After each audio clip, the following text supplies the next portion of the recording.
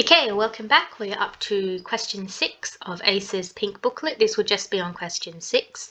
So basically what we get are these two diagrams which show different hospitals and assessments for hospitals between England as a whole, and then different hospitals within England, and then prospering versus mining and industrial areas. Now the key thing to note is that we don't know if hospital 1, 2 and 3 are in prospering areas or mining and industrial areas. We're not told that information, and to be honest, we don't actually need it. But that is something that you should be picking up, like, oh, I see these two graphs, but I'm not actually sure how they link to each other. Okay, the question asks, which hospital probably focuses on caring for the terminally ill? And we have 1, 2, 3, 4, 5, 6 different assessments. So health improvement, health outcomes, patient care / experience, efficiency, effective delivery of appropriate care, and fair access.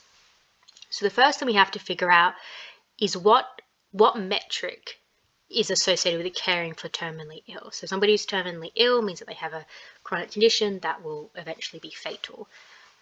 So health improvement, not really. If they're terminally ill, of course we can improve quality of life, but we can't treat the disease. Health outcomes, well, that's generally in the context of treatment and success of treatment.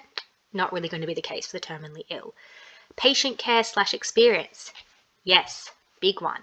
If you know anything about the field of palliative care, this is what it is. People that are terminally ill, and if the disease can't be treated, the focus then turns onto care and lifestyle and like quality of life improvement, which is of course patient care experience. Efficiency, no hospital that cares for terminally ill isn't going to be worried about efficiency.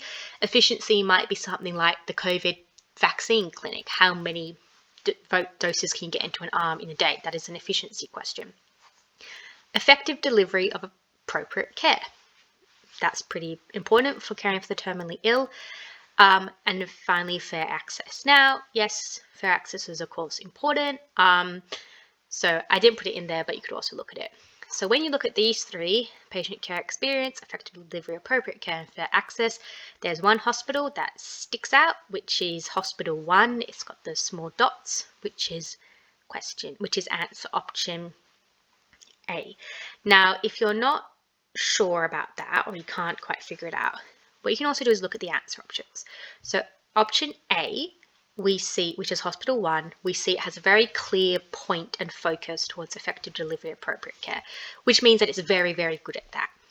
Hospital 2 and hospital 3 are very similar to each other.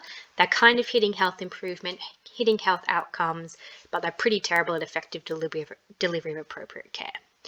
So based on this, we can't distinguish between hospital 2 and hospital 3 because the lines on the chart are very similar. They're a little bit different at efficiency, but let's just say they're the same thing. So by that logic, either the answer has to be A, which is 1.